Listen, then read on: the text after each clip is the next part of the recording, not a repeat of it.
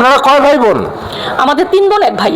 আচ্ছা, প্রায় এখন পরিবারগুলো দেখা যাচ্ছে যখন তারা ছোট থাকে তখন কিছু হয় না, যখন দেশে বিদেশে পড়াশোনা শেষ করলো তখন তাদের পার্সোনালিটি দরকার, তাদের আলাদা সম্পদ দরকার, আলাদা বাড়ি দরকার।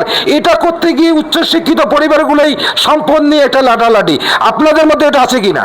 না, আমাদের একেবারেই নাই। এখনো আমার বাবার বাড়ি, আমার ভাই মনে করে বাড়িটা আমার। তুমি যাও, তুমি দেখো আসলে কোনটা হওয়া উচিত, কোনটা হওয়া উচিত? এটা প্রত্যেকেই আসলে আমাদের বাবা মা আমাদেরকে যতটুকু পড়ালেখা এডুকেশন দিয়ে আমাদেরকে একটা জায়গায় পৌঁছে দিয়েছেন। আমাদের প্রত্যেকের উচিত, এবং শুধু আমাদের নিজের জন্য না, আমি যদি আমার সমাজের জন্য ভাবি, আমার পাশের মানুষের জন্য ভাবি, তাহলে এই সমস্যা থাকে না। কারণ আমার ওইটা কেন আবার দরকার? তাহলে আমি আমার লাইফে কি করব? আমার লাইফের টুকু আমার কিছু করা উচিত। ওনারা যদি করতে পারেন তাহলে আমি কেন পারবো না?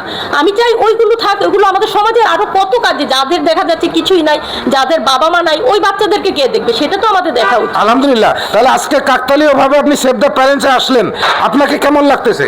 আমার খুবই ভালো লাগছে যে আমাদের সমাজে প্রত্যেকের এই যে এইরকম উদ্যোগ আপনারা নিয়েছেন, আপনাদেরকে অশেষ ধন্যবাদ। এবং দেখা গেছে আসলেই কৃতজ্ঞ আপনাদের প্রতি।